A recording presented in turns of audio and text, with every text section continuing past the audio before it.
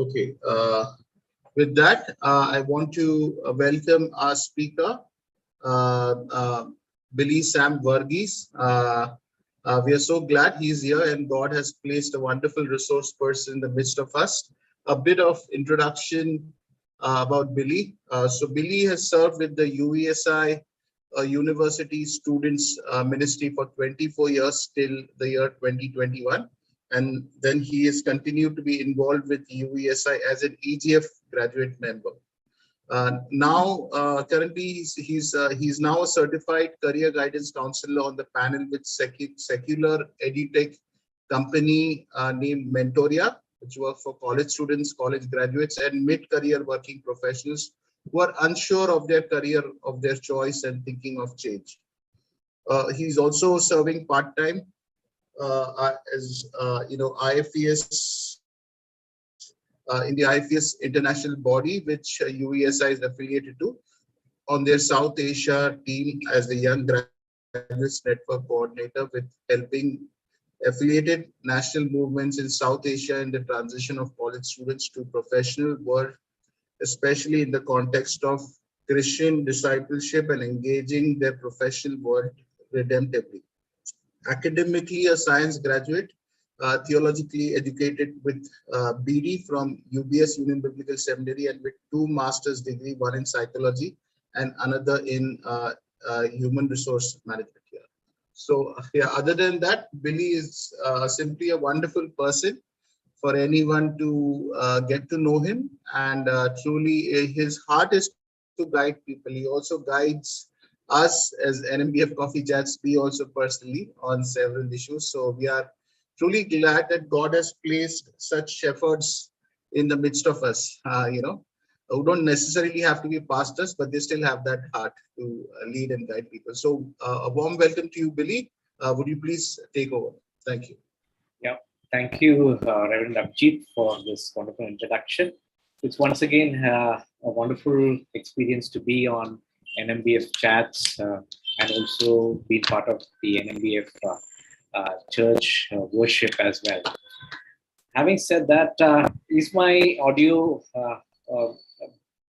audible very well to everyone?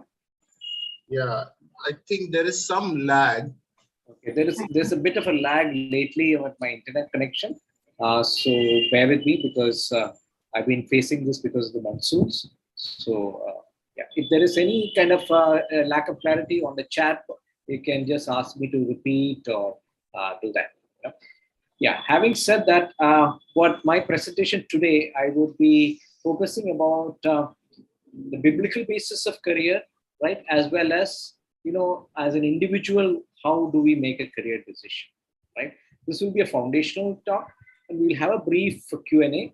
And if God wills, maybe we can have an exclusive Q&A session later on, also where I wouldn't be making a presentation, but just myself and maybe a group of panelists can share where we can interact with the audience. So this one would be just like a keynote for that kind of an interaction. All right. Yeah. Having said that, I'll just start my presentation. Is it visible? Yes, it is. Now we'll be talking about career guidance, the fundamentals of career guidance. So more we'll be talking about from the point of view of where does it fit in our spirituality, right?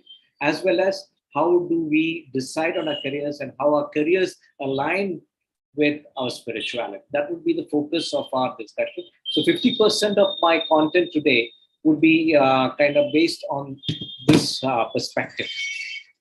Having said that, what is career, right? So according to the Oxford Dictionary, it means an occupation taken over a significant period of a person's life with opportunities for progress, right? This is a textbook definition of career. And there is a Ghanaian career guidance specialist who has, he works with Amnesty International, Amnesty Ghana, right? Not with Amnesty International. Now he has defined careers. I like this definition of careers. He says career is a lifetime journey of building. Sorry, excuse me. lifetime journey of building and making good use of your skills, knowledge, and experience. It's a sum total of all the events, relationships in our lives, family, friends, education, work, and leisure activities. His name is Robert Akoto Amofo, right? He was the head of Amnesty, Ghana. Now, this is a wonderful definition. So, one of the things that it clarifies concerning career is that career is not a job. Right? Many times when we change jobs, we say we change careers. Sometimes it can be when it is, when the verticals are different, right? Then definitely it's a career transition you're transitioning into. But career is something more long term and a lifelong. That is a thing that comes out. And job, on the other hand, is short term. So jobs, or as you progress in your jobs, right, you build up a career, or you're on a career path, right? So that is a very important perspective that you need to keep. And biblically speaking, as Christians, career is also a vocational calling. Now, one of the things is that we all feel, many of us Christians feel, is that only the pastors or the full-time ministers are called. No, there is a calling for everyone, and that would be the focus of the first 20 minutes of my presentation, right? So we are all called, and every person, every member of the church, every believer is called and has a role, right? So what you do in outside the church is also part of your calling, right? So your church life and your professional life should not be compartmentalized, right? Your spiritual life and your secular life should not be compartmentalized, right? There is one, right? So your church life should go out, right, into your professional life, your social life, in all areas of life, right? That's why in many of the traditions we have a dismissal, right? The final blessing, like especially in CNI, go forth and serve, right? The CNI community, the communion service, we give the final blessings to go forth and serve. And in fact, the Catholic word mass basically means dismissal. It talks about it's a Latin version of going back forth and actually fulfilling your purposes, for which you have worshipped and communed as a community. Go out and serve into the world. So same way, the church and church worship affirms, our calling to go out of the church into our professions, into our social. So everyone is called, right? Now, so not just a pastor, but so. And having said that, there are three important decisions in life. One is when we come into a relationship with God. That's our primary calling. Intimacy with God is our primary calling. We call it salvation or relationship with God. The second is vocation or career. And this is the second most important decision that you make. And I'll talk about it. There are career decisions that you make later on towards the end of my presentation. I'll be mentioning. But of the basic direction that you set is the second most important. So sometimes this particular decision also may involve some ups and downs, make some mistakes, right? You make some course corrections, right? And finally, you're on the path. Right? So this is a little more difficult, as difficult as maybe entering into a relationship with God. We backslide and all that, and then finally we are in a stable relationship. So similar is with career, right? So we make certain choices based on our peer pressure, based on our parental pressure, and various factors, right? And then finally we see this is the right thing for me, right? It aligns with what you are happy with, and what's God is happy with yours, and you are fulfilling the purposes for your life. And the next important is match, right? Taking these decisions, very prayerfully and thoughtfully that we take this. So these are three important decisions, that we make in our life. And in any of these also, if we make the wrong decision, and it affects us, right? So like marriages, there's no going back. In career, at least there is some sort of a flexibility that you can make course corrections. But sometimes many of us, we are stuck. we cannot move out. When I do my counseling, basically is with working professionals. Quite a few of them, after so many years into their career, now they feel this is really the career for me. After 15 years into their career, and all, I have like 30-year-olds, 40-year-olds, with whom I counsel. So sometimes it is very difficult, even once you. So when you're young, it is easier to make those career choices. But once you are much, family and everything is, set, it's not easy to kind of. Sometimes, if you have the money and the resources, then you can do that. So each of these decisions are tough and very important decisions that we need to keep in mind. Having said that, there are certain extrinsic factors the external factors from an occupational point of view that we need to consider career, right? As well as intrinsic factors. The external factors basically are the employer's expectations, the knowledge. So when an employer is looking out for prospective employees, right, or recruiting from the campuses or recruiting they look for three things: knowledge, skills, and abilities, and how they align with the jobs in their particular company. I think, Billy, hello. Yes. Billy, there is a lag, I think. Can you just repeat that one or two lines, please? Here. Okay. See, there is a lag. Okay. Is it a lag because of the audio, or should I? I think for the presentation, maybe if you put your video off, it will. Let me just see if I can put the video off. Sound might get better. Is it better now? Hello, is it better now? Yeah. Yeah. What I'm saying is that the extrinsic factors is basically from an occupational point of view, where the employer is seeking the knowledge, skills, and abilities in a particular. Normally, if the video is off, then it's working better. Okay. Yeah. Then. Yes. Yeah. Having said that, basically when the employer is basically looking at the knowledge, skills, and abilities, and from the point of view of how these knowledge, skills, and abilities of a particular individual aligns with the jobs that are available in the company, right? So these knowledge, skills, and abilities are key factors, right? From a demand point of view, from the job market point of view. At the same time, as Christians, we have certain foundational values and perspectives. That is something that I will be dwelling on, right? And further, I'll be dwelling on the intrinsic fact from your individual point of view. See, you are, as an individual, is unique, each of you. So from that point of view, there are something called interest, personality, and aptitude. I'll be talking further on this. I'll be talking more from a Christian point of view of even not just interest person, but also from the spiritual gifts and also experiences also would be the intrinsic factors. I'll be talking about in the intrinsic factors, right? These are the key determinants for your career. Having said that, let's start with the foundational values, right? Let's set our perspectives right. Number one is, where do we start?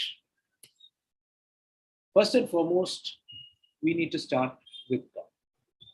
And it's an important thing is that we need to start with the revelation of God. See, God is a God who reveals himself. And he has revealed himself in different ways. One is a special revelation, right? Where he has revealed himself in the person of his Son, the Lord Jesus Christ, or we call it, whom we call as the incarnate Word, and also the scriptures that's inspired by him and revealed to us. So we call it God's Word. So God reveals himself through his Word. At the same time, from our career perspective also, just 1 minute.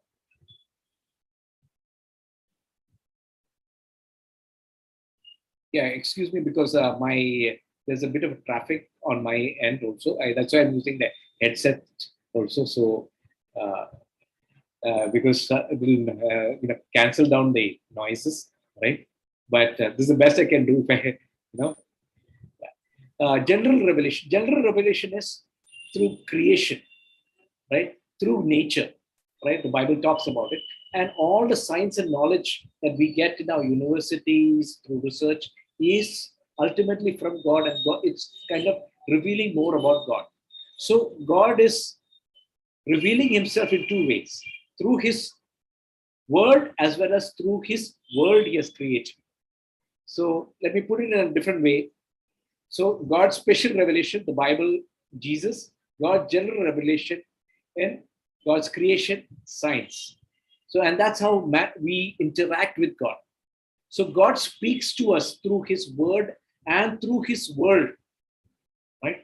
So as much as there is so what you're, the importance to us is this, that as working professionals and students, all knowledge is from God, who is who's an all-knowing God and the source of all knowledge. All the subjects that we study in our school, in college, is God's revelation through his world, the world which he has created.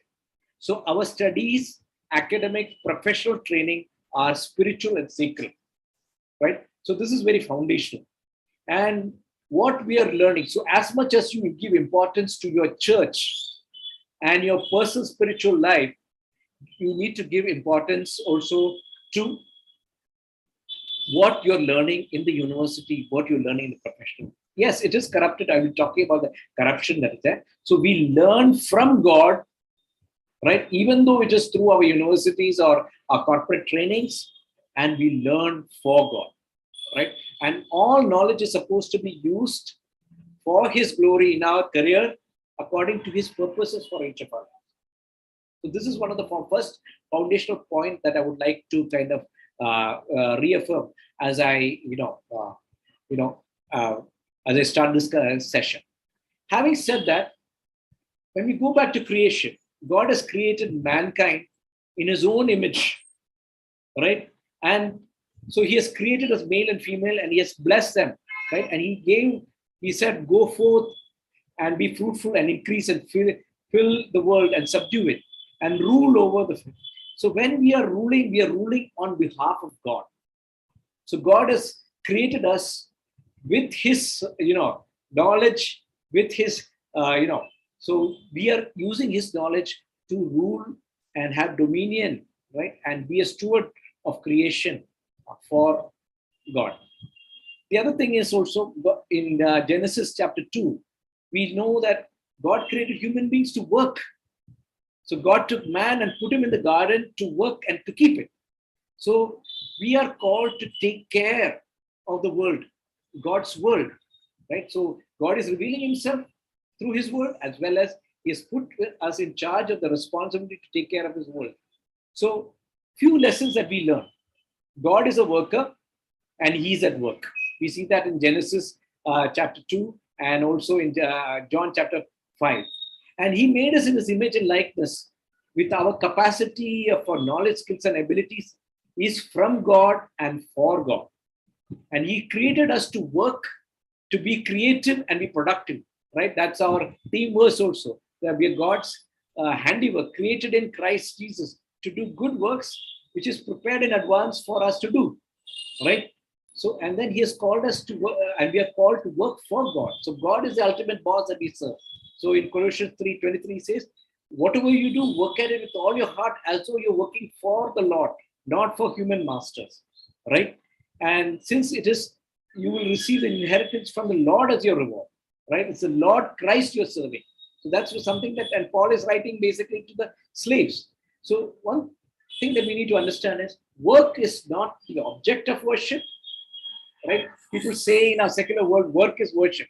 But from a Christian point of view, from a biblical point of view, work is not the object of worship, but it is the means of worship. So as you come to church and worship the Lord, your worship should be seen in your work, right? Your attitude towards worship is also a reflection of your attitude towards your God and your relationship with God. So work is not an object of worship, but work is a means of worshiping God, right? Having said that, the next important thing after the creation is the fall. When Adam and Eve sinned, what has happened was when they disobeyed God, the world became cursed. The creation became cursed, right? And because of it, work became harder. He says, curse it to the ground because of you. And through painful toil, you will eat your food from it all the days of your life. And so, and it talks about sweating and hard work. So from this perspective, we have to understand that the whole message of the Bible is creation for redemption and restoration, right? So a few thoughts that come from the experience of the fall is work is redemptive. So every work that we do is actually counteracting that curse, right? Even science and technology, we are developing to make life easier because life has become hard because of the fall. So in a sense, human beings through creativity and scientific research is perceiving God's knowledge, and all of God's knowledge is used to do work for God's redemptive purpose. So when you're working, you're providing a service or you're providing a product which solves some problem which is because of the curse, right?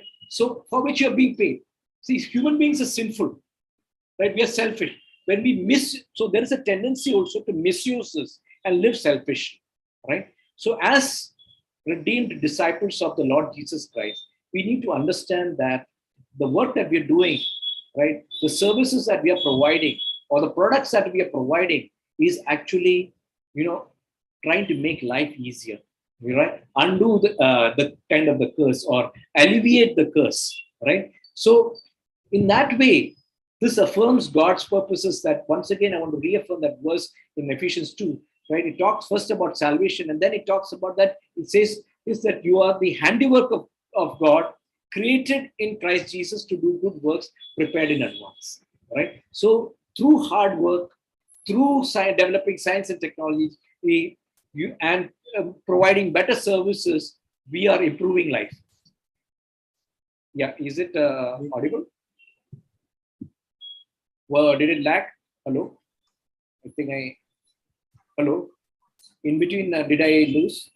Yeah. Yes, We can hear, brother. Yeah. Okay, go on. Yeah, because my internet is lagging a bit, so I can see. Yeah. So from that perspective, career is a calling from God. That's why I wanted to start. And Beck Horst, she says like this, that a vocation is a calling which merges our mission for life with God's mission on earth, right? So God, even when he's redeeming us and restoring our relationship with him, he's using us to fulfill, bring back the original purpose by which he has created in Genesis chapter 1, right? So we should not consider our work as secular or something, So we are called first and foremost concerning our calling. We are called to God first and foremost to have an intimacy with God who cares. Second, we are called to contribute, right? Contribute to whole of life, the whole life of love and service, right? And we are called to work, right? Working with the purpose for God's good. So three important parts that is very important in the light of the fact as redeemed people for God, that work is a kind of a calling from God. And the next thing I just would like to affirm is that calling is to life, not only to work. So people think work is the only thing in life. No. So everybody is called to belong to God and participate in God's creation. We are commanded to work to the degree that we are, expected to do. Just a minute, I want to. Then we are called to whole of life, not just a job. So remember, one thing is we have to serve, but then that is not the only thing. So work-life balance is a very important and integral thing, right? We need to serve God's purposes in our profession. We also have a family, right? We have family responsibility. We also have a responsibility to the church and Christian ministry as well, right? So the whole of the work-life balance is a very important. Some people think ministry is everything. No, right? Maybe for people who are called for full-time ministry, yes, but they too have a responsibility to their family, right? And those of us who are working people and members of the church, we need to consider there is a calling to fulfill our purposes in our profession, as well as, so a me time, a family time, a church time, is a very important time, very important as well as our work. So we need to balance it, right? And the second thing is that, so work is not the only thing that we do in life. There is, we are called to life, right? The biblical calling is life. And second thing I would want to affirm is that choosing a career should be based on the needs of the world. Yet that is also where, when we consider our family needs, we consider the larger community needs, our church and community, and the global needs, right? So keeping this in mind, there is a what do you call, Japanese concept called ikigai, and I find this very much aligned with the biblical perspective on career, right? And this is going to be the bridge to my second part of my talk today, right? Where, so here, one thing is that when we look at a career, it is important to understand what we are good at, our abilities, right? And also what we love to do, our interests, or what's close to our heart, right? And what the world needs. See, we do jobs not just to get salaries. We are doing jobs because of certain needs in the world around. That's why jobs have to be done, right? So we need to understand, do it according to world needs. And what you do with what doesn't the world needs is actually maybe crime, right? Or earning illegally, right? That is what world does not need, right? So that maybe the world's greeds, not world's needs, or maybe your greeds, not the world's needs. And what you paid for. Ultimately, you need to be paid. See, by biblical concept is also, you need to be rewarded, right? Even for Christian ministries also, we need to be rewarded. Even for the animals, it says, don't muzzle an ox while treading. So it's used even for the animals also have a right to eat, right? Say same way that Paul uses that for Christian ministry as well. So if you do things which you are good at and what you love, it's your passion, right? But one thing is that, if it is also something that you're paid for, but it's not what the world needs, you will have satisfaction, but a sense of uselessness. You're not making a difference. Now, if you do what you love and it's world's need, that's mission. Many of us who are in full-time ministry, would be thinking of that, right? And you're getting, you're not getting paid for it. It brings delight and fullness, but there is no wealth. Wealth is also an important thing. Only thing, wealth should not be a master. We have covered that in our financial planning sessions as well.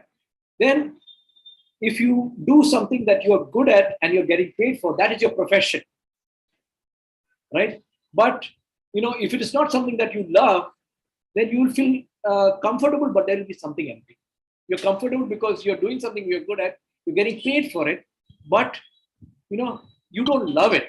So there is some kind of a feeling of emptiness that comes. Then if you are doing something what the world needs and you're getting paid for, it is a vocation, right? But it's but the fact is that you're not good at it, right? So there is excitement and there is the sense of complacency. Many of us in NGO sectors and all are in this like this, but there is uncertainty, right? When the money is not there, you're going to lose that, right?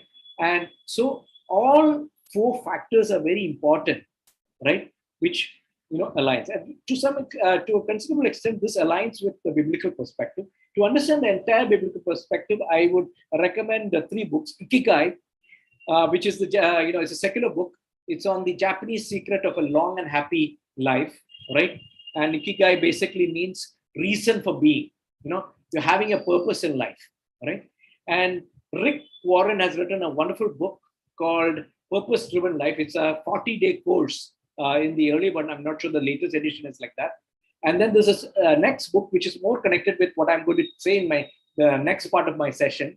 And Shape, how we are shaped to fulfill the purposes, God has, how God has shaped us to fulfill the purposes. So these 3 books is something that I can recommend. Right. Now I'd like to go into the individual factors. It will be to some extent connected to shape, right? Now in shape, basically we're moving from the extrinsic factors to the intrinsic factors. What is how you should how God has made you and how you should decide your career. One of the things is every human being is made unique. Psalm 139 says, how God has fashioned us in our mother's womb. And Jeremiah 1:5 says how God has called him in his mother's womb. So the suitability of a career varies from person to person, right? And there are 5 unique aspects of a person's God-designed uniqueness. Eric Ries calls it shape, right? Which helps to determine which career best suits. One is spiritual gifts, then heart, that is our interests or passions, the aptitude or our abilities, personality, and life experiences. So in this session, I would be focusing more on HAP, right? Spiritual gifts, HAPE, more on HAPE, right? And spiritual gifts and experiences we can deal in another kind of a program, but I'll just briefly touch on it. Spiritual gifts are, so these 5 aspects: spiritual gifts, the heart or our interests, right? Aptitude, personality is our basic God-designed uniqueness to decide our career. Let's start with spiritual gifts. Did you know that God has given you certain gifts and abilities used for serving Him? We most of the time interpret it from the usage in the church or in Christian ministry, but this has its application also in the world around. So it goes beyond the church into the world, because we are, as a missional community, to serve the world around. So as a follower of Christ, it's important to discover God-given talents. Specifically, He has given, which we understand from God's word. And in Romans 12, it says we have different gifts, and each person is given according to the grace that is given to us. And there are different gifts that are mentioned, about 16 different gifts. There are even more also, which we can have as probably a separate session, which I can. So this is also an important, determinant, which goes more in the application of the church, but it goes in its application even in how you relate to the people at your professional work. This is something that I would like to dwell on much, because this is a key determinant in my career counseling also. This is one area I focus about more than 60%, 60 to 70% of my time in a 2-hour session I give into this aspect of the, this is where, as a key determinant. So interest is basically, in the biblical terms, our desire. It connotes a person's dislikes and likes. And if you see, you can know the interest basically from the hobbies and the things that you may be skilled naturally, or you may not be skilled. But then if you're pursuing some work or a hobby or an activity related to your interest, you are self-motivated to do it. I'll give you a good example. Many of us heard of C.T. Studd, Charles T. Studd. He was a very good university student. He loved cricket. About more than 100 years ago, in the 1880s, he was studying in Cambridge University, and he was very good, and he was passionate about cricket, but then he was not naturally athletic. So because he was passionate about cricket, he kept practicing and trying, and he was highly motivated. And he got himself into the Cambridge cricket team. And when Cambridge 11 defeated England once, he got recruited into the English team. And as part of the English team, he defeated Australia in the Ashes. And he became an overnight hero. Right? And later on, he gave up his cricket career to be a missionary. That was a different story. Right? The Cambridge 7. Right? But here, the point I wanted to make is this: that if it is your interest or your desire or your passion, it is a key determinant of the career. And today's psychometric tests are aligned towards this, right? And now we have expressed interest, which we can see, based on the, what people talk about, and manifest interest based on the activities. And there are inventories or tested interests. Now, there are psychometric tests to determine this. So there are 3 major psychometric tests. One is called John Holland Codes, and this is an internationally recognized psychometric test, right? And it is also used by the US Department of Labor for classifying, blue collar as well as white collar jobs, right? So John Holland codes is one of the fundamental, and based on John Holland codes, it's a even more elaborate development called personal global inventory, right? The psychometric test that is used by the service provider I'm a panelist on uses, a PGI. They have their model is based on the PGI, right? So it's an advanced development, and I'll be dwelling further on that. So, and then there is something called Thurston's interest schedule, which has been very popular in India, maybe in the 80s and 90s and the early 2000s to some extent. But the first two, right, and especially the second one is a key. Is a very good psychometric test, and many of it is costly. John Holland codes are also available on the ONET website of the ONET website of the which is supported by the US Department of Labor. So it has classifies basically interest in 6 areas. Realistic, which are basically doers. So here is basically where you like to work with physical objects or physical effort or physical, or real life organisms like plants and animals. So construct and repair is when you're dealing with physical objects, right? So all engineering professions and professions dealing with heavy machineries or pilot, driver, those kind of professions are in the realistic, and the construct and where you like to work with physical objects. Or then the sports where you like to work with, when your interest is in the area of physical efforts. There are, we call it sports and adventure. We have, sports, tours, treks, gyms, sports management, adventure. Even corporates are setting up, adventure management, adventure tourism, right, is an upcoming field. So all these careers would be connected with, again, realistic. They're kind of dual careers. Then with plants and animals, those who enjoy with plants and animals. So botany, zoology, the veterinary sciences, agriculture sciences would come into that. Then the next area in the 6 areas is called investigative, basically thinkers. So here are like 4 sub interest areas like computer science and IT. If you like to work with computers, hardware, software, right? The people who are in the thinker line, right, who are interested in computers would be, it's a combination of sometimes with construct and repair. So sometimes these interests, overlaps, so that we know that it helps to narrow also, right? Then exploration and research. If you like to, jobs like scientists, research analysts, law, journalism. So all that involves getting information, accuracy of information, and coming to a conclusion. Those who are good in math and statistics, analysts, actuarial roles, where those either financial analysts. So those kind of roles are linked with these this sub-interest area of. Then those who are interested in natural sciences and social sciences like to see the reason why things happen, right? Either in the physics, chemistry, biology, or sociology, psychology, economics. Right? You want to see how things are happening in the social circles, right? So these scientists and social scientists would come in there. And then the next 2 areas are artistic. Here are creators and performers.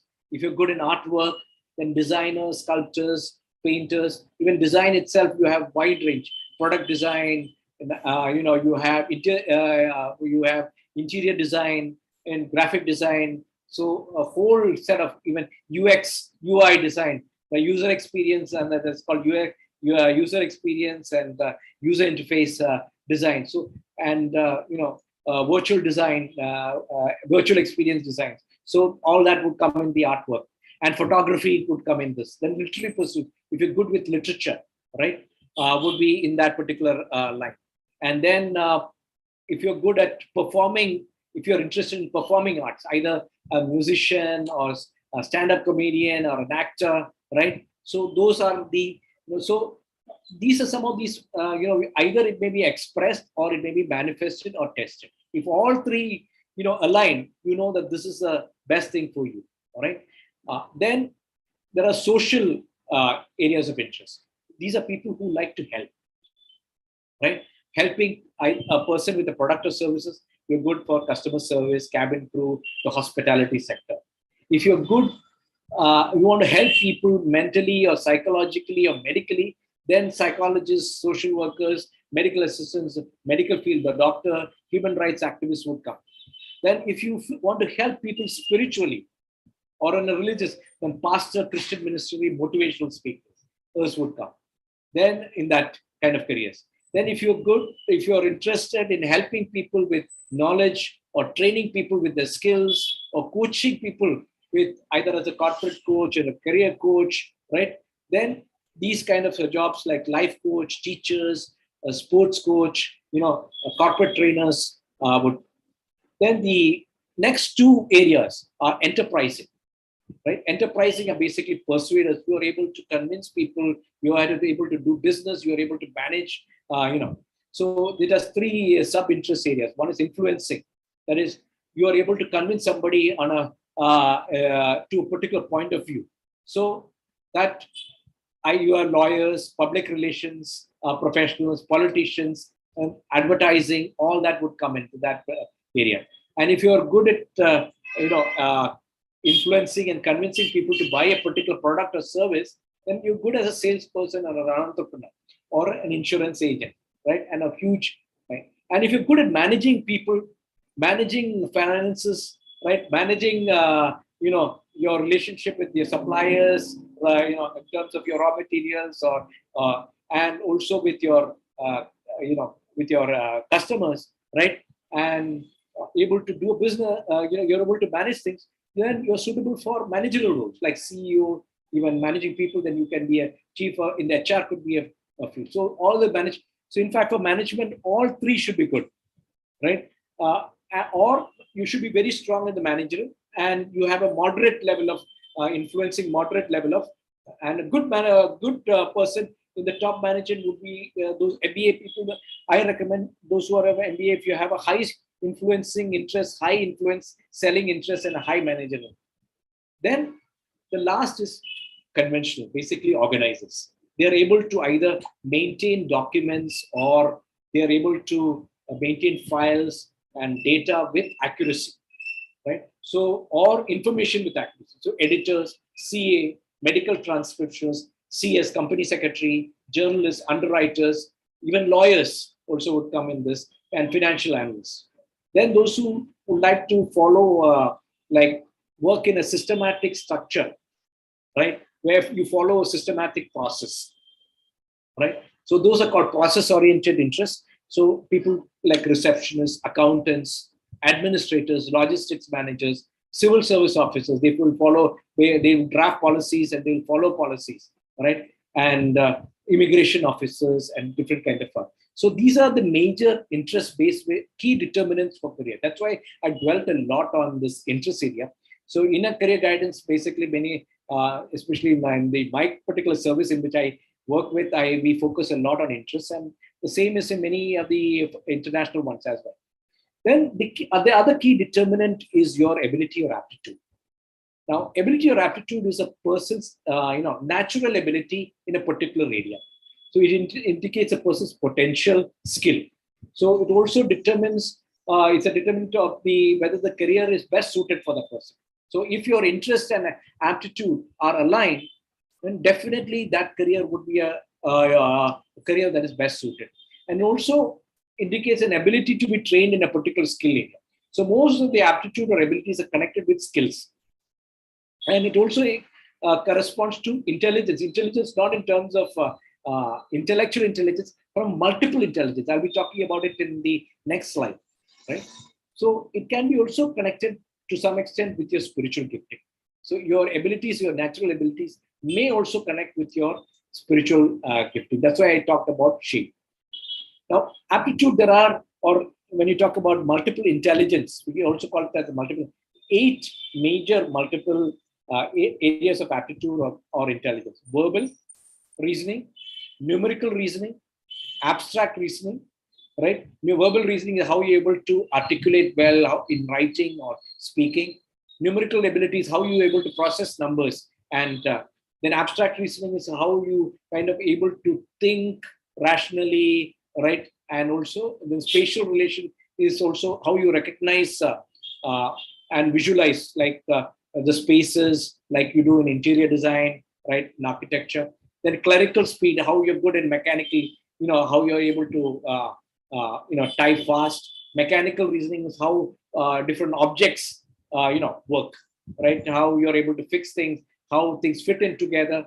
Linguistic ability is basically how you're able to learn different languages, right? And able to communicate different languages. Musical ability basically talks about your ability to understand music, articulate music, and also create music. So how to know your aptitude? You have multiple intelligence tests or multi-factor batteries. This is based on Gardner's multiple intelligence theory. Now, one of the things is that many times when they write this, do aptitude tests in career guidance, many people suddenly feel, oh, I'm not good at something. So you cannot fail in an aptitude test or an ability test. It only indicates which areas you're good at and which areas you're not good at. So you can focus on the careers which are in where you're good at. And if you're not good at it and it is in your area of interest, you can try to see, like, for example, I give you the illustration of C.G. Stud. See, he was not good at cricket naturally, but he developed himself.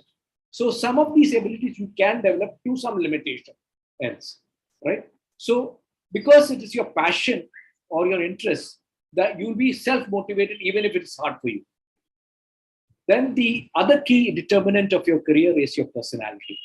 And personality basically is our individual uniqueness on how we think, how we feel, and how we behave or we act, right? So in this, there are different traits, like it indicates our traits of emotional adjustments or even social relationships, how we relate to people, and motivational aspects of our behavior. So some of the key aspects are emotionality, right? How we feel in relation to people or situations, right? Especially when it is not according to our expectations, how we feel, right? So then extroversion or introversion. Are we people who love to work with people? Are we people who like to enjoy attention, right? So certain jobs, so extroverts, those who are extroverts may be good at sales jobs, right? But then they may be lacking empathy, right? They may not be sensitive to others, right? So we need to kind of consider that. Then openness to experience. In that, some people are very open, right? They like to try new things. The others they're very rational.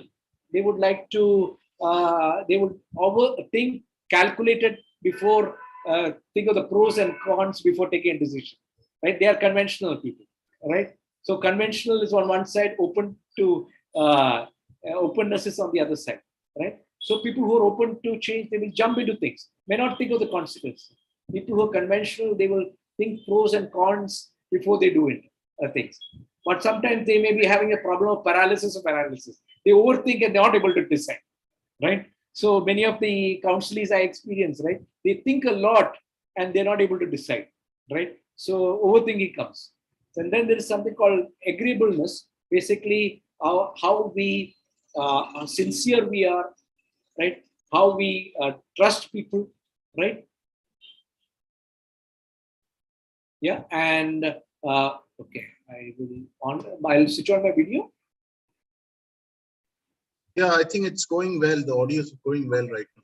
Okay. So how we are sincere, or are we canny, right?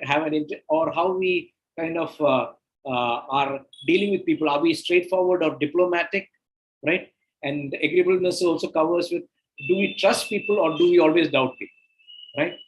So based on that also we depend it and then this conscientiousness, how we organize. Are we spontaneous? Are we go by the flow, or are we go by systematically everything is organized, right? And are we a perfectionist, right? So these are the 5 aspects of the your personality. So it basically determines your adjustability to a job or a job environment or your colleagues. So that is why personality is important. It gives you personality strengths. So certain strengths may help you in your career of interest. Certain areas may be area of development. So you need to do personality development so that those areas which are not your natural aspects of your personality should not come in the way of it, right?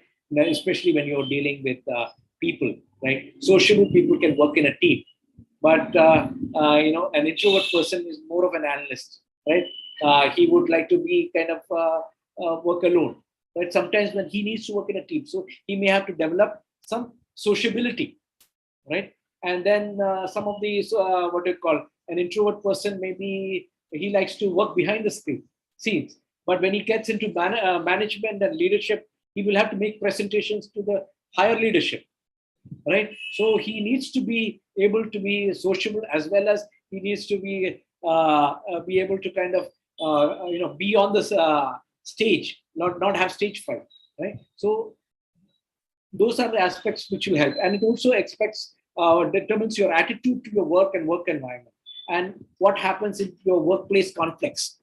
Then it also is associated with your job satisfaction. So sometimes the job satisfaction is connected with your personality traits, right? And how do we know your personality? There are different psychometric tests. One thing I would one psychometric test, which is a very good psychometric quality, I recommend, is the Big Five, right, or NeoPI, right? There is another psychometric test called MBTI, right? Now, in the book Shape, I think he uses that, but I personally don't recommend it, because in the psychological circles, it is known for a poor reliability and validity quality, right?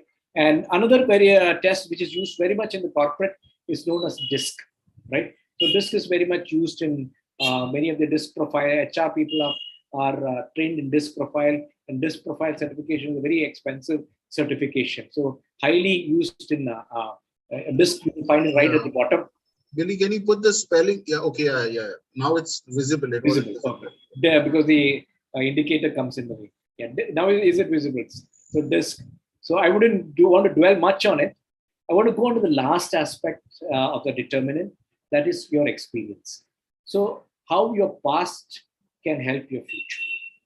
Right? And this is something that the book Shape by Eric Ries addresses it. So sometimes your painful experiences also affect your career decisions, as well as it can also help your career decisions. And sometimes your family experiences, upbringing experiences also kind of have shaped your attitudes, shaped your personality, right? So that also shaped your thinking, right? In your career decision factors. Then your spiritual experiences, your experiences with your walk with the Lord, also determines. So sometimes it's important to take a moment to think about the different life experiences. In fact, one of the mentors or coaches whom I'm consulting for my decision making, he told me to map out each decade of my life, right, and try to see which are the learning experiences, right? And see, one of the things that is helps is when you look at the path that you have come, spiritually, academically, socially, it also shows you the path ahead. So it's important how to think about it. And sometimes some of these experiences also help. Like, for example, experiences that you've gone through may give you confidence to help others. Suppose it's a painful experience, right? And it also, some of the experiences are bad experience. I know one particular professional, he could understand very well, because his father was a drunkard. He never used to drink. He was totally against drinking, because his father was a drunkard. He avoided drinking, and he was a very strong advocate. I'm not recommending that, right? But see, certain experiences shape them, right? And some people who decides, okay, this is the way I have been brought up. This is the way my parents decided. It didn't work well for them, so I will choose my own path. So you see also mistakes some of the seniors have made, or our own family members have made in our life experiences. And for example, I remember one of our from the USI background. It's a bad example also.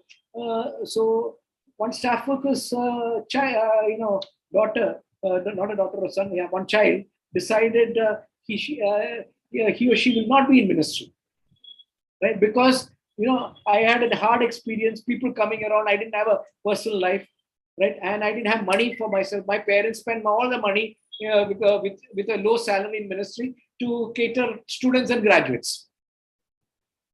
So I missed out on life, right? So that particular person decided not to be a staff worker, not to be in ministry, and decided not to marry anybody in ministry, right? So see, I'm giving extreme examples. So life experiences shape. So we need to kind of just see, sometimes it can be positive experiences and sometimes life experiences also help. I know another family where the person has been in ministry, all three children went into ministry, right? So it's all how we take it also. So this also is an important part of our career counseling and career decisions, right? So shape is a key. How do we make the decision? Consider your ikigai based on your shape. That's why I introduce ikigai and I also introduce shape. So if your spiritual gifts, your heart's desires, your abilities, your personalities, your experience align, then that's the best.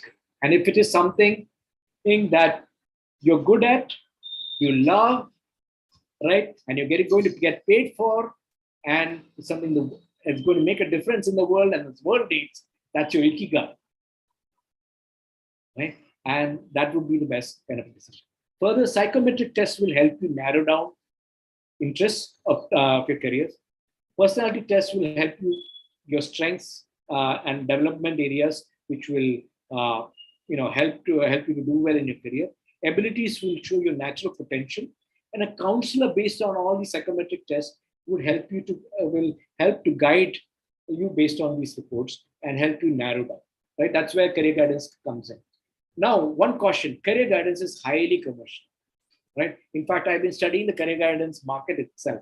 Right. One of the problems is abuse. They will, like the diagnostic market, for medical diagnostic market, there is an abuse of testing. So personally, I recommend only 3 tests, right? Interest test, personality test, and what do you call an abilities test, right?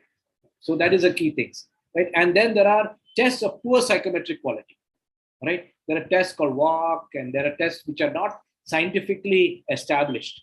And then there are pseudoscience like fingerprint, your fingerprint analysis based on the career, right? We in our circles we don't believe in it, but in the wider circles, a lot of people believe in it. So, and then battery. I know one particular career guidance group. They give 24 psychometric tests, unnecessary, right? And they will charge you exorbitant for this. So even my service, their service, which I'm, they charge, it's quite high. 6,000 rupees for a working professional, 5,000 rupees for from a 9 standard, from 9 to, from a 10 to 12, and 8th and 9th, they charge about 3,000 rupees. 6,000, 6,000 rupees for a working professional, 5,000 for the 8th standard, from 10th to 12th, and 4,000 for the. So that's a level of, and for me, I cannot control the charges because the psychometric testing is done through their portal. So they have to pay, and I get paid from them. So similarly, the other competitor IDC also, the career guidance counselors will vary their charges.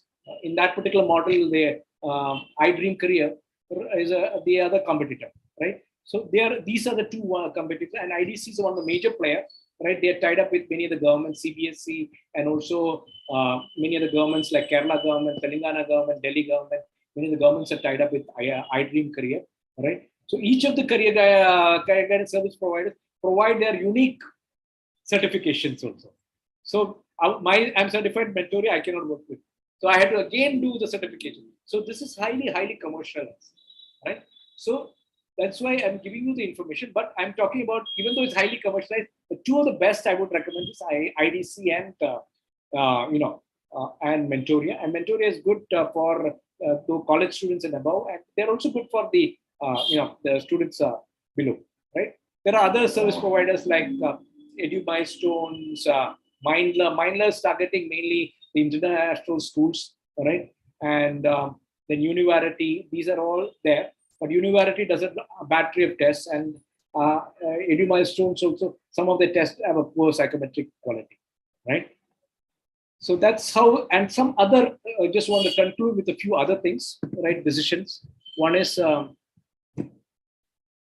other factors other than your shape. There is also information that you can get. There are career guide, especially those who are school students, college students. There are different career encyclopedias. Some of it is outdated.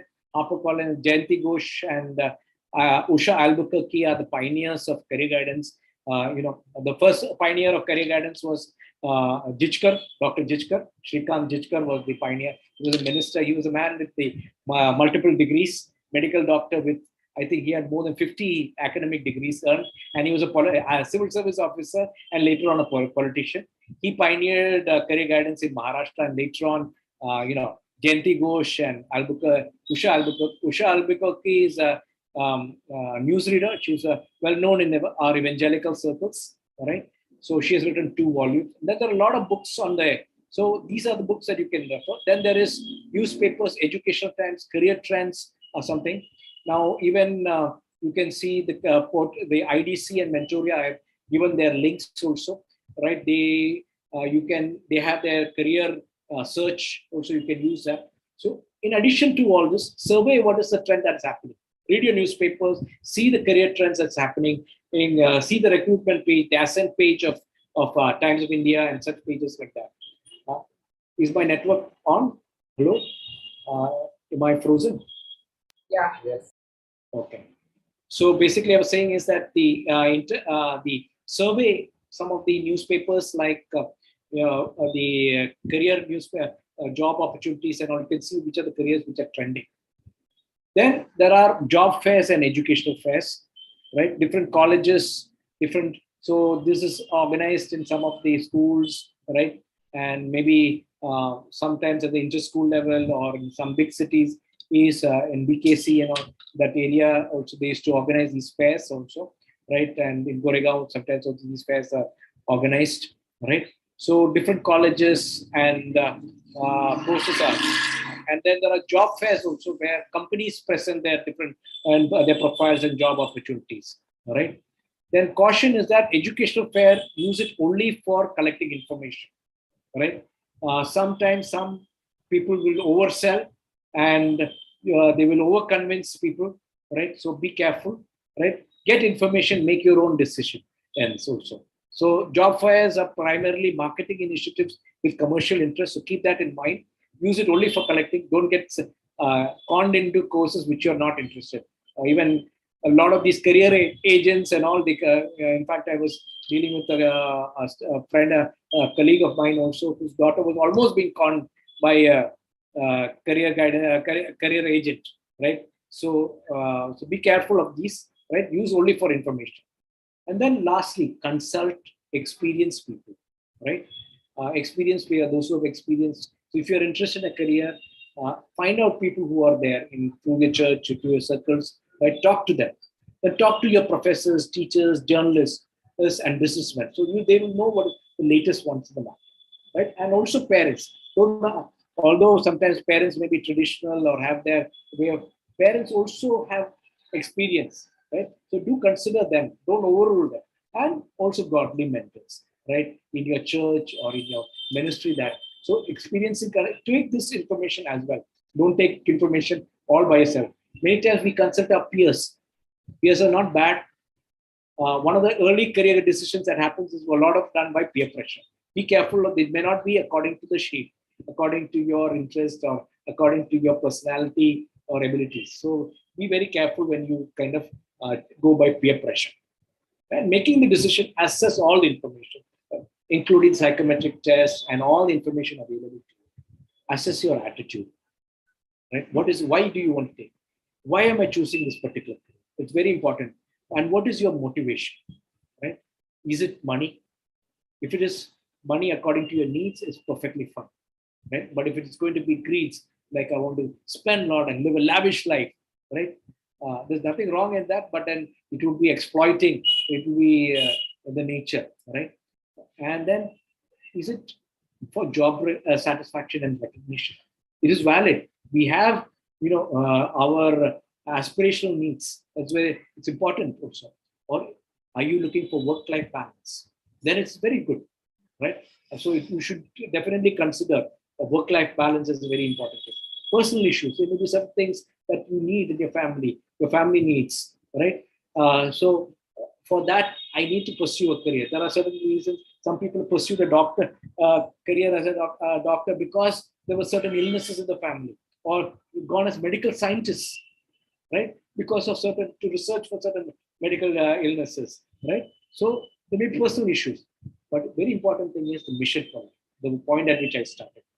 Your mission for life should be aligned. You should have, based on your shape and ikigai, develop a mission for life, which is aligned with the mission of God, mission of God.